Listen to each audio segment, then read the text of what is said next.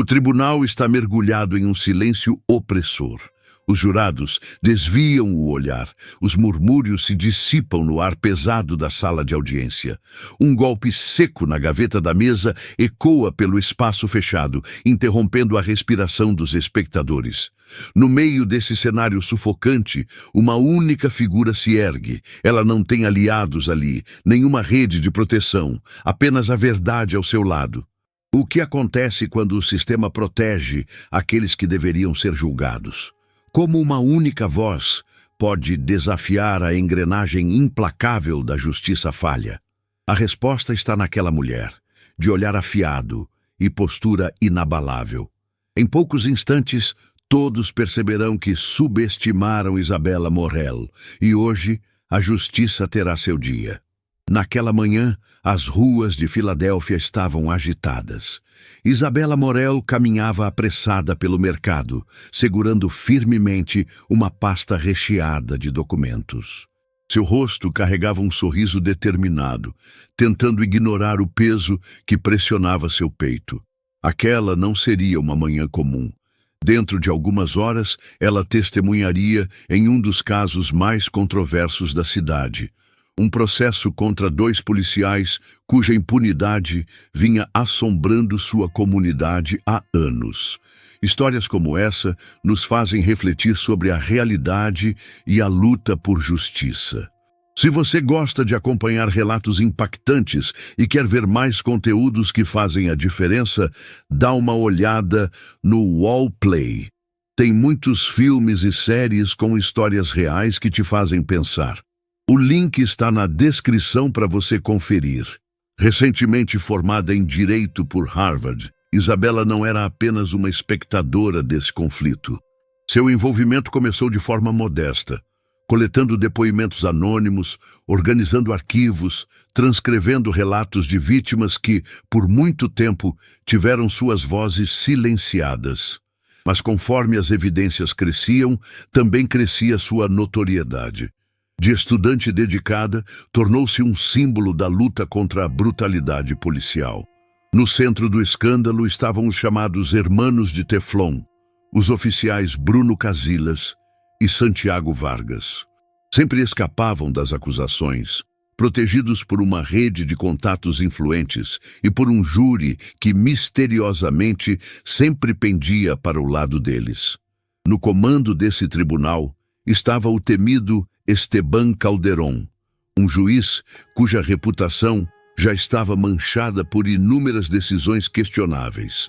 Naquele dia, algo estava diferente. Ao entrar no lobby do tribunal, Isabella sentiu a tensão no ar. Sussurros, olhares atentos, expectativas que flutuavam como eletricidade estática. Ela sabia que aquele momento poderia mudar tudo. Mas será que o sistema permitiria que a verdade viesse à tona? Do lado de fora do tribunal, uma multidão se reunia com cartazes erguidos, exigindo justiça para as vítimas da brutalidade policial. Câmeras de televisão registravam cada detalhe, enquanto repórteres transmitiam atualizações em tempo real, especulando sobre o desfecho do julgamento. Algumas pessoas reconheceram Isabella Morel enquanto ela passava. Algumas lhe dirigiram palavras rápidas de incentivo. Estamos contando com você, senhorita Morel. Outras, porém, hesitavam, questionando se ela realmente acreditava que conseguiria levar aqueles policiais à justiça. Ela respirou fundo e empurrou as portas de mogno que levavam à sala 3B. No interior, as conversas se silenciaram e os olhares se voltaram para ela. De um lado, famílias das vítimas aguardavam, carregando o peso de anos de injustiça. Do outro, um grupo de policiais fardados se mantinha unido em silêncio, sentados logo atrás de Bruno Casillas e Santiago Vargas. À frente, sentado no alto de um imponente estrado de madeira, estava Esteban Calderón. Com seu olhar frio e postura rígida, observava tudo com uma expressão impassível, como se o caso já estivesse decidido antes mesmo de começar. Isabella avançou até a mesa da acusação e pousou seus documentos sobre a superfície polida. Ela havia se preparado por horas. Conhecia a lei, tinha provas sólidas e testemunhas credíveis, mas sabia que nada disso importaria se Calderón decidisse barrar a verdade. O primeiro a testemunhar foi o reverendo Héctor Navarro, um líder comunitário respeitado. Com sua postura firme e a Bíblia apertada em uma das mãos, ele jurou dizer a verdade antes de iniciar seu depoimento. Sua voz carregava a dor de anos de abusos. Ele relatou casos de abordagens violentas em simples paradas de trânsito. Contou sobre um jovem que foi brutalmente espancado e hospitalizado com as pernas quebradas. Mencionou diversas queixas que, misteriosamente, nunca chegaram a lugar algum. Cada palavra pintava um quadro claro do terror que os hermanos de Teflon haviam espalhado pelo bairro. Isabela escutava atentamente, sentindo a pressão crescente ao redor. Sua atenção se voltou para a mesa da defesa. Bruno Casillas e Santiago Vargas permaneciam impassíveis, olhando para a frente como se tudo aquilo fosse irrelevante. Ao lado deles, Tomás Becerra, o advogado de defesa, mantinha uma postura confiante. Ele era um veterano nos tribunais, conhecido por livrar policiais de acusações com facilidade. Isabela sabia que ele usaria qualquer tática, não importava o quão desonesta, para garantir a absolvição de seus clientes. Quando chegou a hora de Isabela questionar o reverendo Navarro, ela conduziu cada pergunta com precisão. Fotos de corpos machucados foram exibidas no tribunal. A cada imagem, a plateia reagia com murmúrios indignados. Mesmo aqueles que antes pareciam indiferentes demonstravam desconforto. Mas Esteban Calderón não esboçava qualquer reação. Pelo contrário, interrompia constantemente Isabela com perguntas carregadas de ceticismo. Estamos certos de que essa lesão foi causada por uma abordagem policial? O senhor presenciou pessoalmente esse incidente do início ao fim? A cada nova interrupção, Isabela sentia a frustração crescer. Sempre que ela começava a construir um argumento sólido, Calderón entrava no meio e redirecionava o foco, minimizando o peso das evidências apresentadas. Então, chegou o momento crucial. Isabela pegou o controle remoto e olhou para a tela. O vídeo que estava prestes a exibir era uma gravação de celular mostrando Bruno Casillas e Santiago Vargas empurrando um adolescente contra o concreto. Seu rosto machucado e o olhar de desespero falavam por si. Não havia dúvidas de que algo terrível tinha acontecido. A tensão na sala aumentou. Aquilo poderia mudar tudo. Ela apertou o botão. Reverendo, neste vídeo podemos ver claramente o oficial Casillas usando força excessiva. O adolescente está ferido, não oferece resistência e ainda assim continua sendo agredido.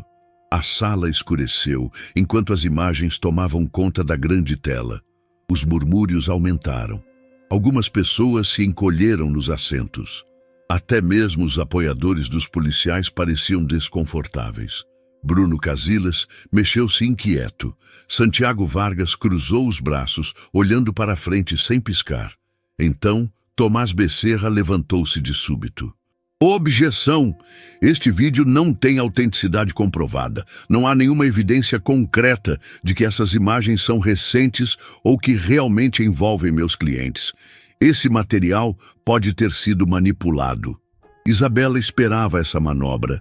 Já tinha preparado provas da verificação de data e da cadeia de custódia digital para garantir a legitimidade do vídeo.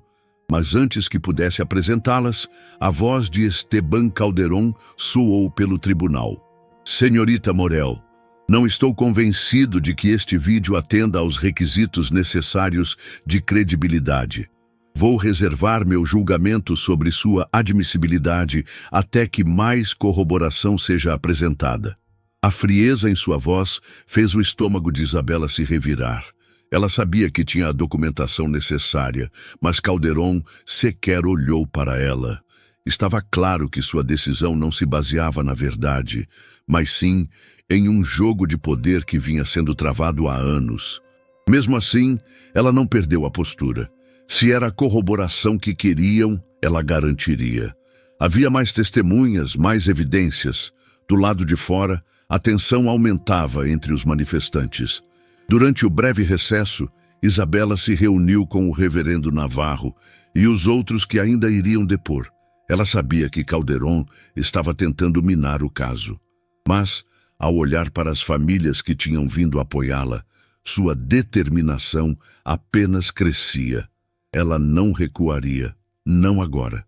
Havia quem duvidasse, mas Isabela Morrel não podia se dar ao luxo de hesitar. Se alguém precisava expor a verdade, seria ela. Sua determinação se fortaleceu. Nenhum juiz ou policial corrupto impediria que aqueles que mais precisavam tivessem justiça. Ela usaria todos os meios legais ao seu alcance, sem imaginar que, em breve, a luta se tornaria ainda mais pessoal. Quando o recesso terminou, a postura de Esteban Calderon se tornou ainda mais rígida. Vamos manter isso conciso, senhorita Morel. O tempo do tribunal é valioso. Sua voz ecoou pela sala enquanto ele batia o martelo com impaciência. Isabela chamou a próxima testemunha. Tatiana Blanco, uma mãe solo que, meses atrás, foi vítima de uma operação policial desastrosa. Durante uma batida na calada da noite, Bruno Casillas e Santiago Vargas invadiram sua casa sem um mandado legítimo, acusando-a de tráfico de drogas. Seu filho de 9 anos assistiu a tudo, paralisado de medo, enquanto ela era forçada ao chão. Nenhuma droga foi encontrada, nenhuma acusação foi feita, mas o trauma permaneceu. A voz de Tatiana vacilou enquanto recontava a noite. Cada detalhe ressurgiu. O jeito como Santiago gritou para seu filho se afastar, como Bruno pressionou seu rosto contra o chão, mesmo após ela já estar algemada.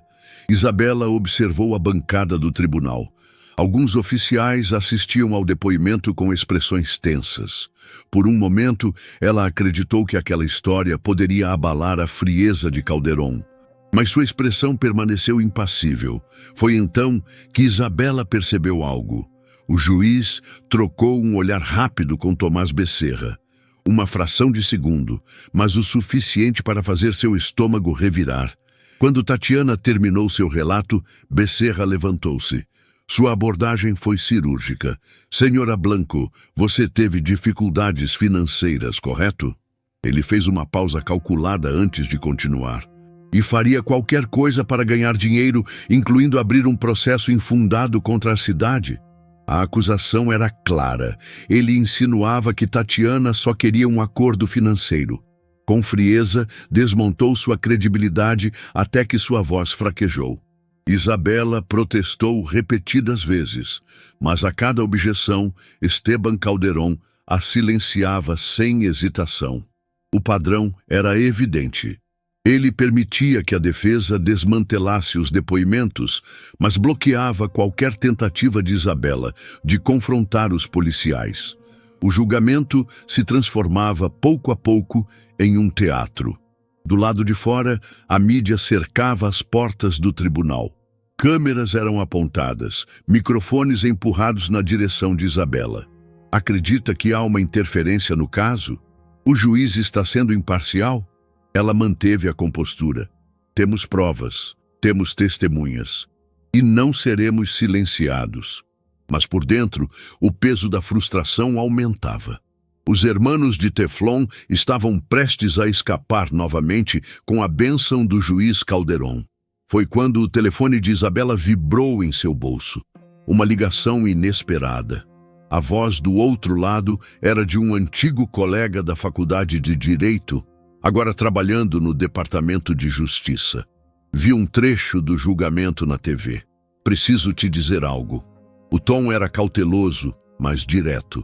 Calderon já está no nosso radar. Temos suspeitas de que ele esteja envolvido em algo maior. Tome cuidado. Isabela congelou. Vocês estão investigando o juiz? Houve uma pausa. Nada oficial ainda. Mas há rumores de que ele não apenas manipula julgamentos. Pode haver algo mais profundo acontecendo. Uma adrenalina estranha percorreu seu corpo. Se Calderon estava sendo monitorado, isso significava que não era apenas ela que suspeitava, mas também significava que a situação era mais perigosa do que imaginava.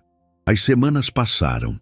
Isabela revisava cada prova. Era mais do que suficiente para condenar qualquer outro cidadão. Mas sempre que ela tentava apresentar algo novo, Calderon encontrava uma maneira de ignorar ou descredibilizar as evidências. Sussurros começaram a circular nos corredores do tribunal. Havia histórias sobre as conexões políticas de Calderon. Seu padrinho, um ex-senador, ainda movia peças nos bastidores. Também existiam registros de que ele havia sido investigado por conduta antiética no passado, mas os arquivos simplesmente sumiram. Isabela se perguntava até onde essa rede de corrupção poderia ir. Naquela noite, enquanto organizava uma pilha de documentos no centro comunitário onde trabalhava, seu telefone tocou novamente. Dessa vez, era um número desconhecido. Seu primeiro instinto foi ignorar, mas algo dentro dela disse para atender. Houve um silêncio curto antes de uma voz firme dizer: "Senhorita Morel, precisamos conversar." A voz do outro lado da linha era firme e direta. "Tenho informações sobre Calderon. Nos encontramos amanhã às 7 da manhã em Rittenhouse Square, perto da fonte." Antes que Isabela Morel pudesse responder, a ligação foi encerrada. Ela ficou olhando para o celular, dividida entre a suspeita e a curiosidade. Poderia ser uma armadilha, algum truque da defesa para desestabilizá-la? Ou talvez fosse alguém com informações internas sobre a corrupção de Calderon? Ela ponderou os riscos. Se Calderon descobrisse que ela estava se aproximando da verdade, poderia agir para silenciá-la. Mas e se essa fosse a chance de finalmente derrubá-lo?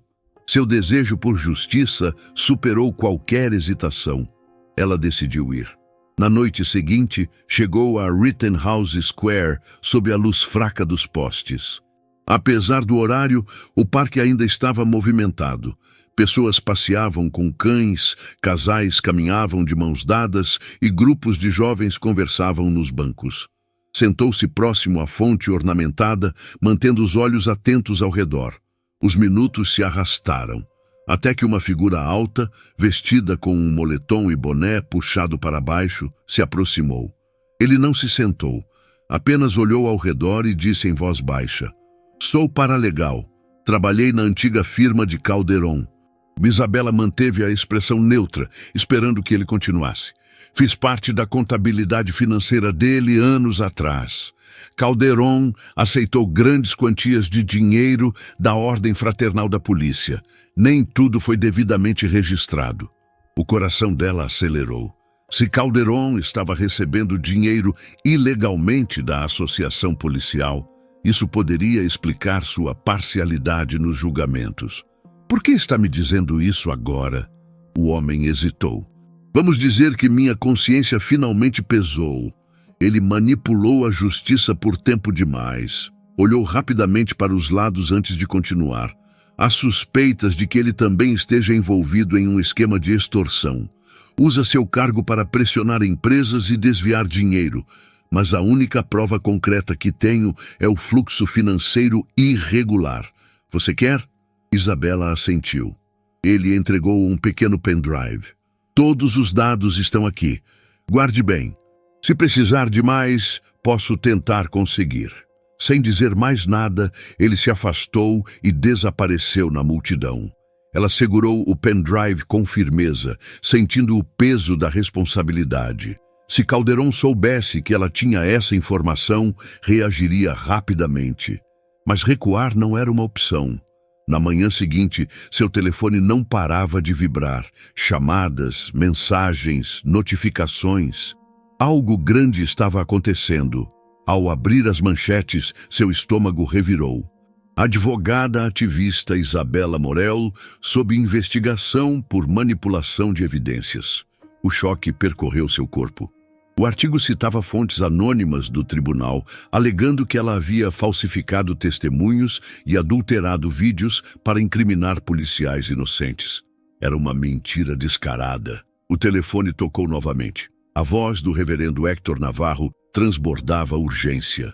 Isabela, a imprensa está nos atacando. Estão dizendo que manipulamos todo o caso. Isso é uma campanha de difamação. Havia mais. Alguns veículos de mídia insinuavam que a comunidade inteira estava inventando acusações. O que fazemos? Ela fechou os olhos por um segundo, respirando fundo antes de responder. Faremos uma coletiva de imprensa. Vamos desmentir tudo e deixar claro que isso é retaliação. Também vou entrar em contato com um advogado especializado em difamação. Sabia que a confiança do público era frágil. Aqueles que já acreditavam na causa poderiam continuar do seu lado, mas muitos outros engoliriam a versão espalhada pela mídia. E se Calderón e os hermanos de Teflon mantivessem o controle da narrativa, a verdade poderia ser enterrada. Mais tarde, diante do centro comunitário, câmeras e microfones se voltavam para ela. Ergueu o rosto e falou com firmeza. Essas alegações são absurdas. Nunca manipulei nenhuma prova. Os depoimentos das vítimas são reais. Os vídeos são autênticos. A verdade está do nosso lado e não seremos intimidados por ataques vazios. Os apoiadores aplaudiram, mas as perguntas seguintes foram implacáveis. O que diz sobre a denúncia de que treinou testemunhas? Nega ter exagerado os relatos de violência? Ela manteve a compostura, mas sentia o cerco se fechando. Horas depois, de volta ao escritório, deixou-se cair em uma cadeira. Seu corpo pedia descanso, mas sua mente corria. Pegou o pendrive. Se aquelas informações fossem tão explosivas quanto pareciam, poderia ser a chave para expor Calderón de uma vez por todas. O dia foi consumido por controle de danos. Cada minuto que Isabela Morel gastava se defendendo das acusações na imprensa era um minuto perdido na busca pela verdade. Quando finalmente se preparava para analisar os arquivos do pendrive, uma nova mensagem surgiu em seu celular. Preciso falar. Me encontre amanhã, às 8 horas, no Centro de Artes Brilhantes Pintadas. Informação importante sobre Calderón. O número era desconhecido. Seus instintos alertaram para uma possível armadilha. Poderia ser outra tentativa de desestabilizá-la ou algo pior. Mas ignorar essa chance significava perder uma possível vantagem contra Calderón. Cada movimento do juiz mostrava que ele estava intensificando seus ataques. Se ela quisesse vencê-lo, precisava se antecipar. Guardou seu laptop e o pendrive, escreveu um bilhete rápido para qualquer colega que notasse sua ausência e saiu. A adrenalina pulsava. Algo lhe dizia que essa reunião poderia mudar tudo. O Centro de Artes Brilhantes Pintadas estava silencioso naquela noite. Apenas alguns funcionários recolhiam cadeiras de um evento anterior. Ela entrou com cautela, vasculhando o lobby em busca de qualquer sinal de seu contato anônimo. Um homem encostado em um mural, mãos nos bolsos e cabeça baixa, chamou sua atenção.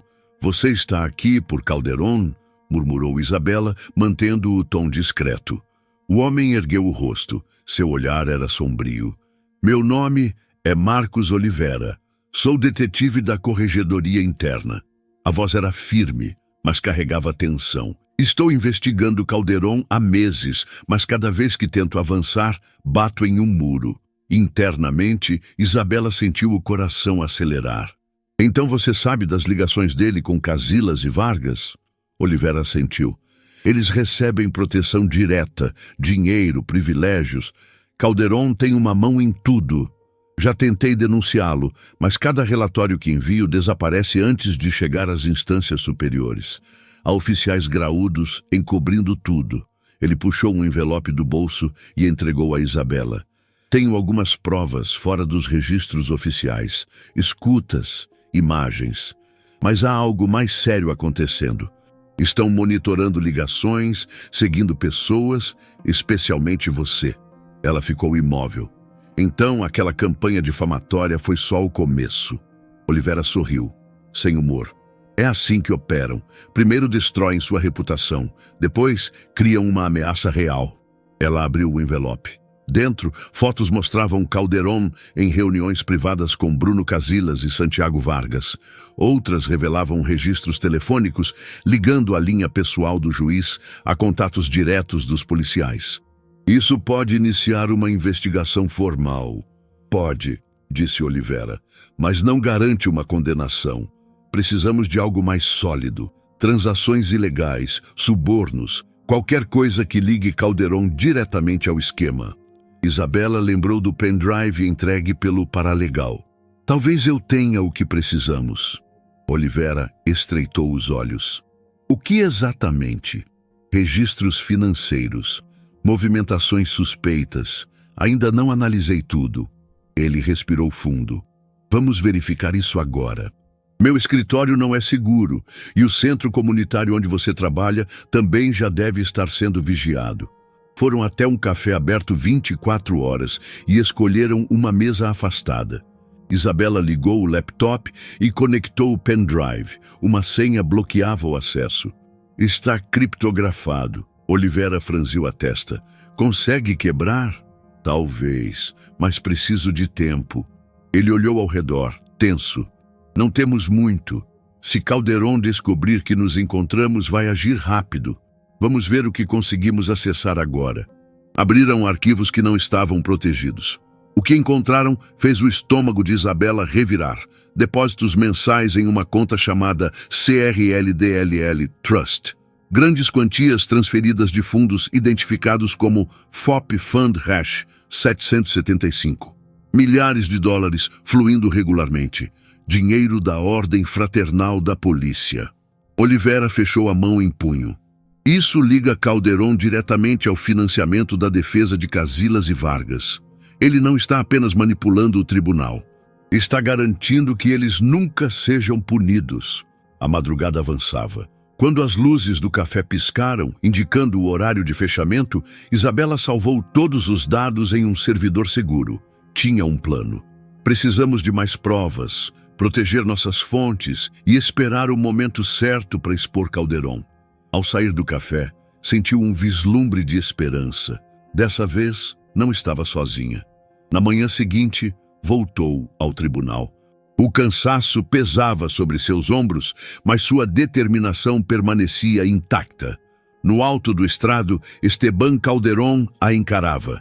Sua voz cortou o ambiente assim que a sessão começou. Já desperdiçamos tempo suficiente com essas alegações sem fundamento? Vamos direto ao ponto, senhorita Morel.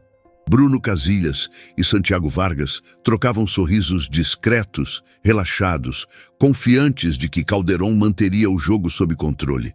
Mas Isabela sabia algo que eles não sabiam. O cerco estava se fechando. Senhorita Morel? A voz de Esteban Calderón cortou o ar, carregada de sarcasmo. Ele ajeitou a toga e inclinou-se levemente para a frente. Espero que tenha se recuperado do desastre de ontem. Um fiasco de relações públicas, sem dúvida. Ou pretende continuar desperdiçando o tempo desta corte com mais evidências duvidosas? O impacto de suas palavras reverberou pela sala. Isabela Morel manteve a postura firme. Minha única intenção aqui é apresentar os fatos, como é meu dever. A sessão prosseguiu. Isabela chamou 2 novas testemunhas, ambas vítimas da violência cometida pelos hermanos de Teflon. Relatos de agressões brutais foram expostos, mas Calderón repetiu o mesmo padrão de sempre. Você disse que foi às 10 horas da manhã, mas sua declaração anterior menciona 10h15. Qual é o correto? As perguntas não buscavam esclarecer nada, apenas confundir. A frustração crescia entre os membros da comunidade. Todos já tinham visto essa peça antes. Um juiz corrupto, manipulando cada detalhe para deslegitimar as vítimas e proteger seus aliados. Isabela, no entanto, não cedeu. Algo estava prestes a mudar e Calderón não fazia ideia do que estava por vir. As portas da galeria se abriram repentinamente. 2 agentes entraram. Um deles usava um terno escuro impecável, com um distintivo do Departamento de Justiça dos Skeekewa preso ao cinto. O outro, uma mulher de postura rígida e olhar afiado, exibia o emblema do FBI. Um burburinho se espalhou pela plateia. Calderon franziu o senho, visivelmente incomodado. Estamos em sessão. Qual o propósito desta interrupção? O homem do DOJ avançou. Senhor Calderon, sou Jonathan Paredes, assistente do Departamento de Justiça. Temos razões para acreditar que um erro grave de justiça está ocorrendo nesta corte. Solicitamos um recesso imediato para discutir a situação em particular. O rosto de Calderon se contraiu. Isso é altamente irregular. Não vejo razão para uma intervenção federal em um caso local. A agente do FBI, Camila Ledesma, deu um passo à frente. Devido a uma investigação federal em andamento sobre corrupção judicial, há evidências suficientes para justificar nossa presença aqui hoje. A sala mergulhou em um silêncio absoluto. A expressão de Calderon endureceu. Por um instante, sua máscara escorregou, revelando um lampejo de pânico. Com um movimento brusco, ele bateu o martelo contra a bancada. Recesso de 15 minutos. Saiu apressado, seguido pelos agentes federais. A galeria explodiu. Repórteres correram para seus celulares, transmitindo a reviravolta em tempo real. Murmúrios de choque e esperança ecoavam entre os presentes. Isabela manteve a expressão controlada, mas por dentro sentia a adrenalina pulsando. Os federais tinham entrado no jogo. O tempo passou arrastado. 15 minutos viraram 30. Depois, 1 hora. Na mesa da acusação, Isabela trocou olhares com seus aliados. O reverendo Héctor Navarro acenava discretamente para os membros da comunidade, tentando mantê-los calmos. Enquanto isso, Bruno Casillas e Santiago Vargas murmuravam entre si, inquietos. Tomás Becerra, o advogado da defesa, revirava papéis parecendo cada vez mais ansioso. Ninguém sabia o que estava acontecendo a portas fechadas. Até que, finalmente, as portas da sala privada do juiz se abriram. Esteban Calderon reapareceu, pálido e rígido. Jonathan Paredes e Camila Ledesma vieram logo atrás. Com uma voz fria e forçada, o juiz retomou a palavra. Após conversas com representantes do Departamento de Justiça, foi solicitado um adiamento desta audiência para uma análise mais aprofundada. Sendo assim, este julgamento está temporariamente suspenso. Todas as partes devem permanecer disponíveis para questionamentos adicionais. O impacto da declaração foi imediato. Gritos de surpresa, câmeras piscando, repórteres lançando perguntas em voz alta. A sessão havia acabado de ser pausada por intervenção federal. Isabela respirou fundo, absorvendo cada segundo. Enquanto recolhia seus documentos, Jonathan Paredes aproximou-se. Senhorita Morel, ouvi falar do seu trabalho. Gostaria de discutir isso em particular. Caminharam para um corredor menos movimentado. Camila Ledesma juntou-se a eles. Calderon está sob nosso radar há algum tempo, começou Paredes. Mas precisávamos de provas concretas. Movimentações financeiras, colusão com policiais corruptos. Ele cometeu erros e começamos a rastreá-los. Isabela sentiu o coração acelerar. Tenho documentos bancários, fotos de encontros suspeitos e testemunhos. Além disso, estou trabalhando para descriptografar um pendrive que pode conter mais informações sobre os subornos. Paredes trocou um olhar com Ledesma. Isso se alinha com nossa investigação. A agente do FBI manteve a voz baixa. Quando conseguir descriptografar o pendrive, queremos acesso imediato. Estamos lidando com algo maior do que apenas Calderon. Ele não é o único envolvido. O estômago de Isabela revirou. A teia de corrupção ia além do que imaginava. O cerco estava fechando, mas os inimigos também estavam prestando atenção. Eu entendo. Vou ser cuidadosa. A voz firme de Camila Ledesma ecoou enquanto ela e Jonathan Paredes se preparavam para sair. Também estamos cientes da campanha difamatória contra você. Não deixe que isso te intimide. Já vimos Calderon e seus aliados usarem essas táticas antes. Isabela Morel absorveu cada palavra. O peso de lutar sozinha parecia mais leve. O governo federal estava envolvido, mas a presença deles significava outra coisa. Calderon não iria cair sem uma batalha. Ele tentaria contra-atacar de maneira ainda mais agressiva. Naquela noite, reuniu seus aliados de confiança, o reverendo Héctor Navarro, o detetive Marcos Oliveira e alguns líderes comunitários. Explicou o que havia acontecido no tribunal e os desdobramentos da investigação federal. O rosto do reverendo se iluminou com esperança, mas logo seu tom ficou sério. Devemos permanecer atentos. O poder não se entrega facilmente. Oliveira concordou. Estamos lidando com pessoas que se acham acima da lei. Precisamos nos preparar para o que vier. Apesar do risco crescente, Isabela sentiu algo que não experimentava há semanas. O vento estava mudando. Com o Departamento de Justiça investigando Calderon, havia uma chance real de desmantelar o esquema de corrupção e restaurar a confiança da comunidade. Nos dias seguintes, o julgamento permaneceu suspenso enquanto a investigação federal se desenrolava. Os hermanos de Teflon ainda andavam pelo tribunal como se fossem intocáveis, mas havia rumores de que as forças internas estavam se voltando contra eles. Calderon, antes imponente, agora evitava aparições públicas e limitava suas atividades a funções burocráticas. Isabela focou em decifrar o pendrive. Com a ajuda de um especialista em tecnologia, finalmente conseguiu quebrar a criptografia de um arquivo oculto. O que encontrou fez seu sangue gelar.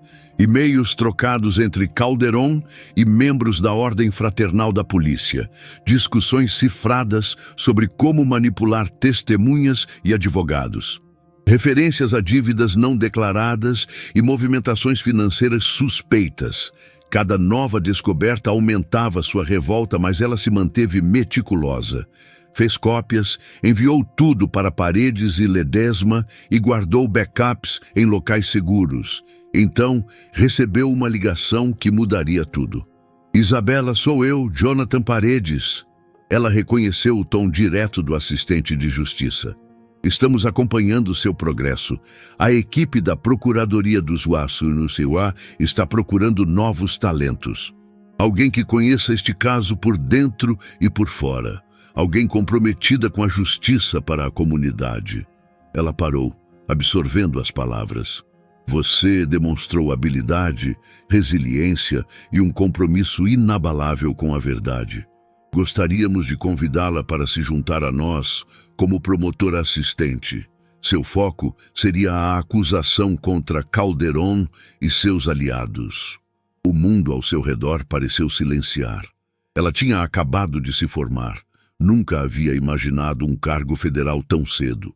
Mas essa não era apenas uma oportunidade profissional. Era um caminho direto para enfrentar a corrupção no mais alto nível, agora com o peso da lei ao seu lado. Respirou fundo antes de responder. Sim, eu aceito. Paredes sorriu do outro lado da linha.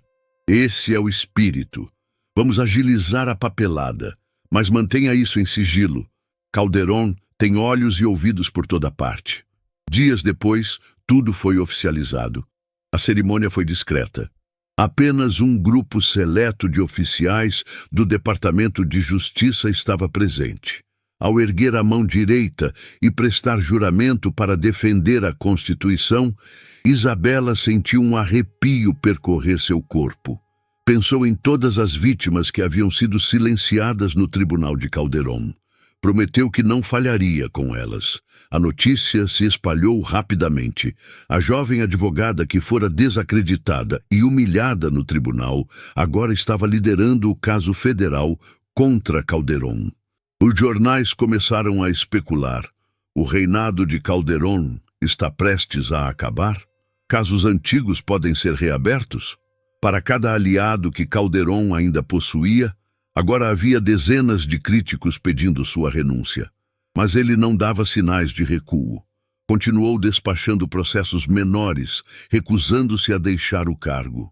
Nos bastidores, sua equipe jurídica trabalhava sem descanso, construindo uma nova narrativa.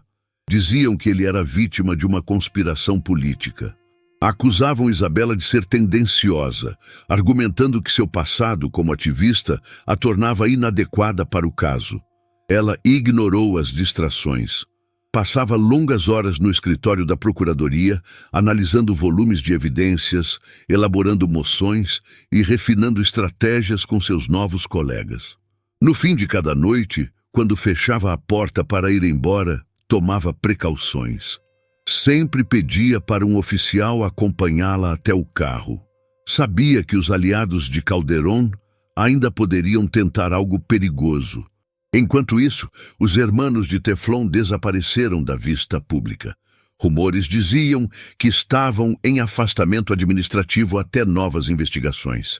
Mas Isabela sabia a verdade.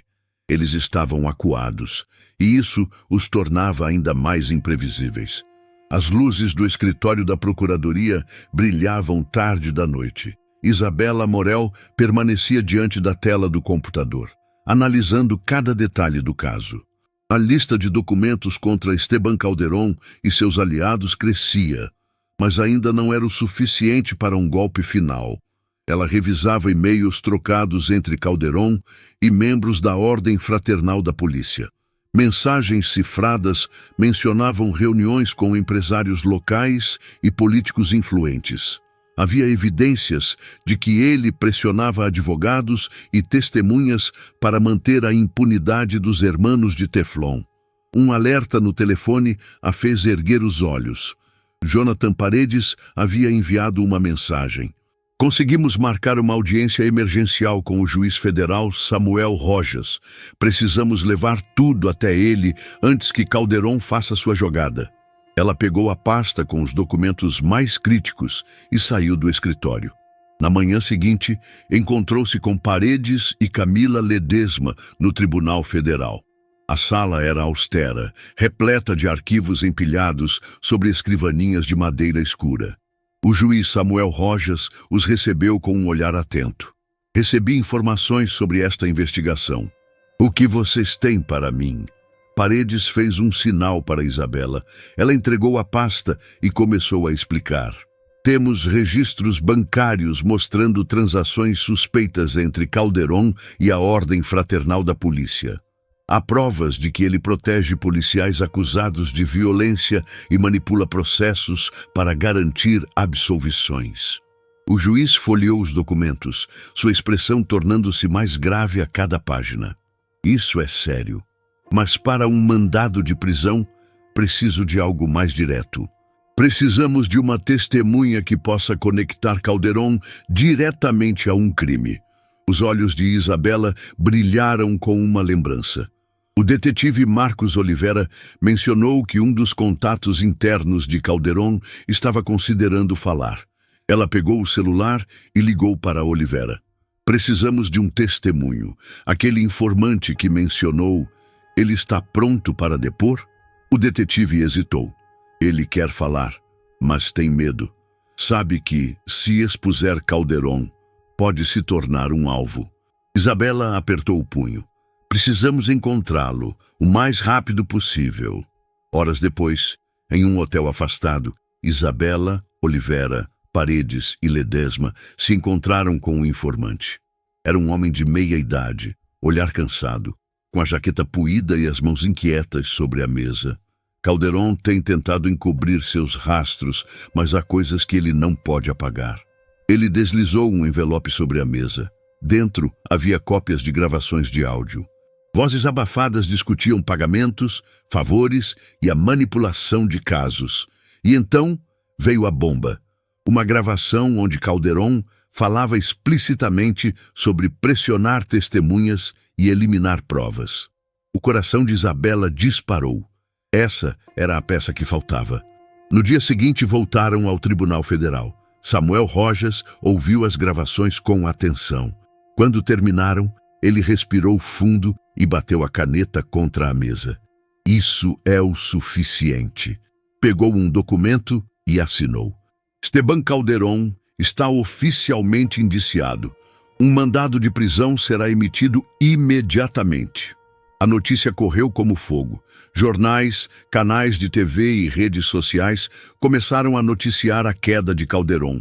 Dentro do tribunal, os hermanos de Teflon ainda tentavam manter a postura. Mas agora, o escudo que os protegia estava rachado. Isabela observou enquanto agentes federais entravam no prédio. A espera havia acabado. O momento que todos aguardavam estava prestes a acontecer.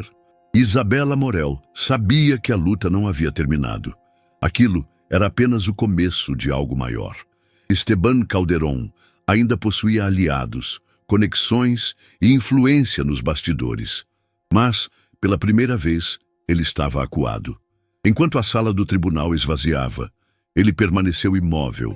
Seu olhar pousou sobre Isabela com uma intensidade carregada de algo entre ódio e nervosismo. Quando caminhou em sua direção, ignorou completamente as tentativas de seu advogado de acalmá-lo. Isso não acabou, senhorita Morel. Sua voz carregava uma ameaça velada. Você pode pensar que venceu, mas eu sei do que sua espécie gosta. Ela manteve a postura firme. E do que minha espécie gosta exatamente? Vitórias rápidas, pequenas conquistas, sempre sem enxergar o quadro maior. Os músculos de Isabela tensionaram. O quadro maior é a justiça para as pessoas que você prejudicou. Algo que você nunca quis entender. Calderón cerrou os dentes, virou-se e se afastou. Antes de sair, jogou as últimas palavras no ar. Você vai se arrepender de ter entrado na minha sala de audiência. As palavras não a abalaram. Quando pisou do lado de fora do tribunal, viu os rostos dos manifestantes que há meses pediam justiça. Cartazes erguidos, gritos de incentivo. Ela parou diante dos microfones e falou com firmeza. Este é um passo importante para garantir justiça em Filadélfia. Devemos continuar vigilantes. A lei precisa valer para todos, inclusive para aqueles que ocupam posições de poder. Os aplausos ecoaram pelas ruas. Nos dias seguintes, o caso tomou proporções ainda maiores. A rede de corrupção de Calderón foi exposta. Especulações da mídia aumentavam à medida que novas provas surgiam. Isabela acreditava que a batalha seria longa, mas algo inesperado aconteceu. Um dos aliados mais próximos de Calderón cedeu à pressão e aceitou testemunhar contra ele. Essa testemunha possuía registros de reuniões secretas, mensagens comprometedoras e provas suficientes para incriminá-lo sem margem para contestação.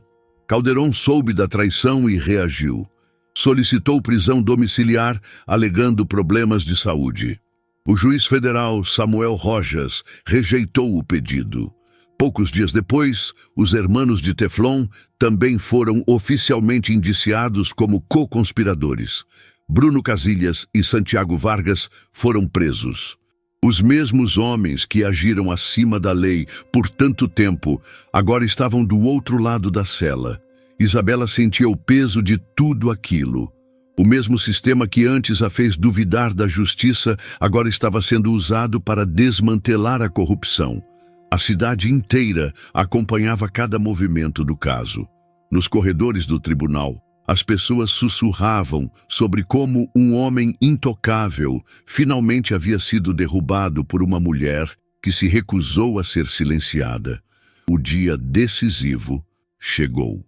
O Tribunal Federal do Distrito Oeste da Pensilvânia estava lotado. Lá fora, manifestantes seguravam cartazes que diziam "Justiça para nossa comunidade" e "A corrupção termina aqui". O vento frio de outubro espalhava folhas secas pela escadaria do prédio. Dentro, a tensão era palpável. Esteban Calderón enfrentaria o julgamento.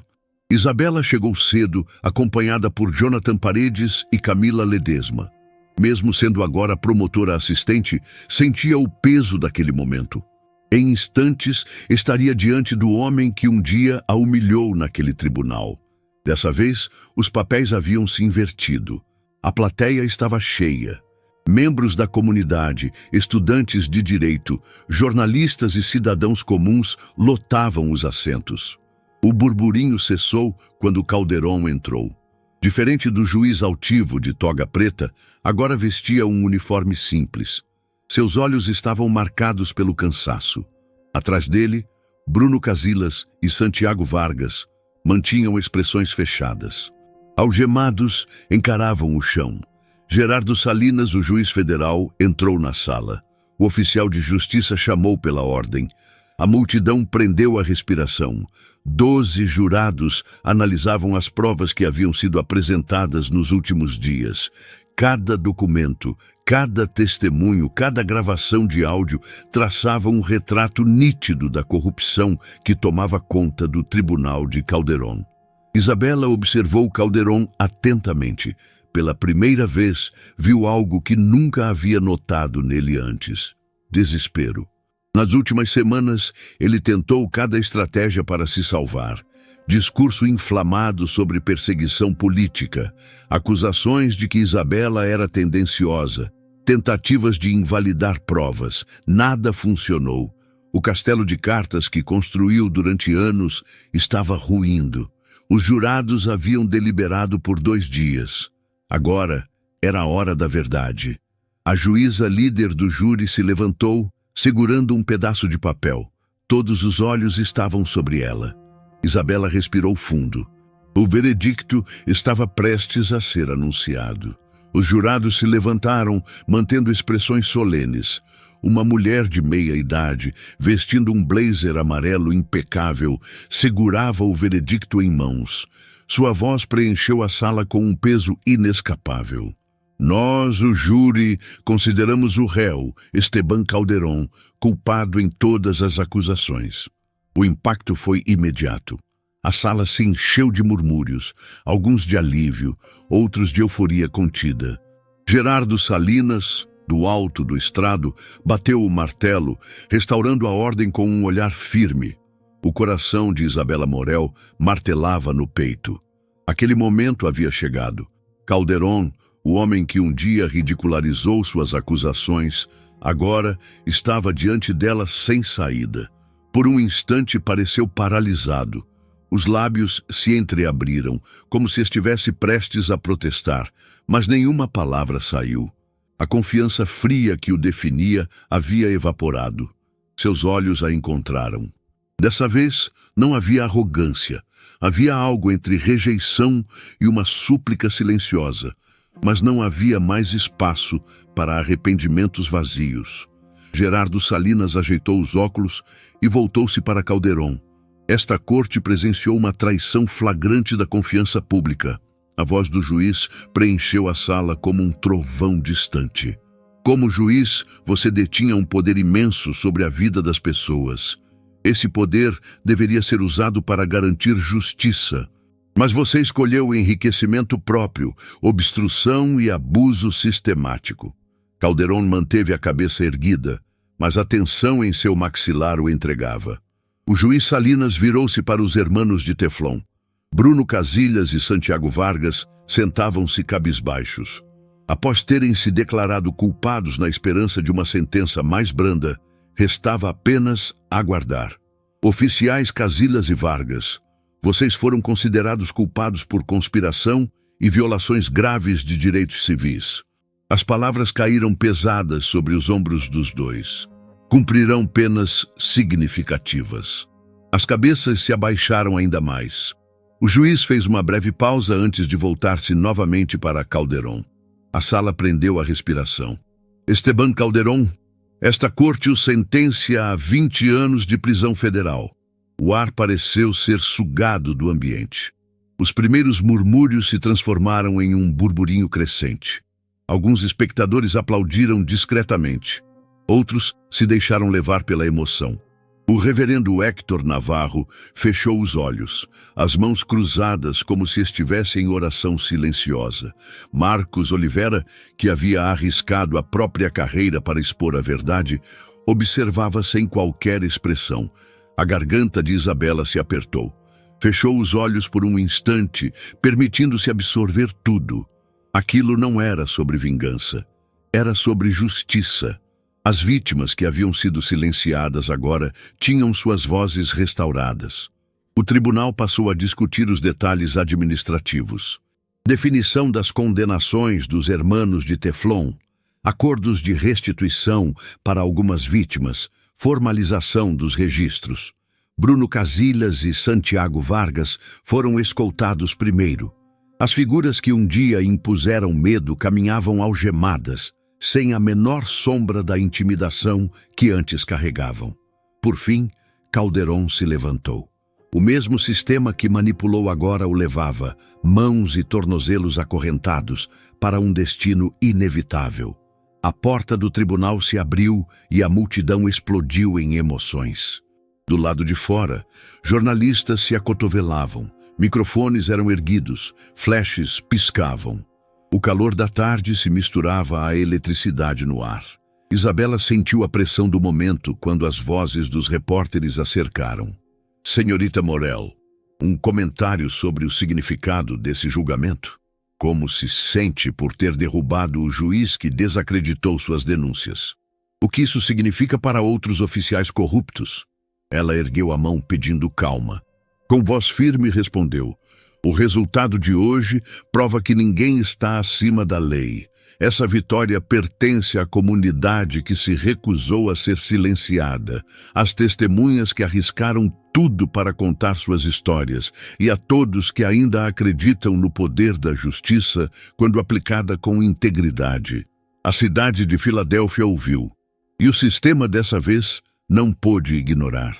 Ao lado de Isabela Morel, Jonathan Paredes falou com firmeza, reforçando cada palavra dita à imprensa. Atrás deles, Camila Ledesma observava a cena, representando a equipe federal que trabalhou incansavelmente para montar o caso. Por um instante, a mente de Isabela voltou aos seus primeiros dias. Lembrou-se de quando ficava sozinha naquele tribunal hostil, desacreditada e subestimada. Agora, isso parecia uma lembrança distante. Seu olhar percorreu a multidão reunida. Rostos que antes carregavam raiva e desespero, agora refletiam alívio e uma sensação de justiça finalmente alcançada. Uma mãe que teve sua casa invadida sem motivo, um adolescente brutalmente agredido, que nunca viu justiça até agora, um pai que perdeu a fé no sistema, apenas para testemunhar sua reviravolta ali, diante de seus olhos. Câmeras transmitiam ao vivo, capturando um momento que ficaria marcado na história legal de Filadélfia. De pé nos degraus do tribunal, Isabela respirou fundo. O verdadeiro trabalho apenas começava. A queda de Esteban Calderón era um marco, mas mudanças estruturais exigiam vigilância contínua. A corrupção pode ter perdido um aliado poderoso, mas sempre encontraria novos rostos se as pessoas escolhessem desviar o olhar. O vento frio soprou contra seu rosto, trazendo consigo o peso e a importância daquele dia. As sementes plantadas nos momentos mais difíceis agora davam frutos. Ela enfrentou o homem que tentou humilhá-la, forçou-o a responder por seus crimes. Garantiu justiça para vítimas que por muito tempo foram ignoradas pelo sistema. As luzes das câmeras começaram a se apagar. O público, aos poucos, se dispersava. Isabela se manteve firme, sentindo o chão mais sólido sob seus pés. Ela havia abraçado o propósito de sua profissão, lutar por aqueles que não tinham voz e defender a lei contra aqueles que a corrompiam. No fim, o império de um juiz corrupto desmoronou sob o peso da verdade, e em seu lugar, um novo pilar de esperança surgia. A luta contra a injustiça precisa ser contada, e no Wallplay você encontra filmes, séries e canais ao vivo que trazem histórias que importam. Assista em qualquer dispositivo, com assinatura fácil e um pacote especial que cabe no bolso. Corre lá na descrição, aproveita a oferta exclusiva e mergulhe nesses conteúdos.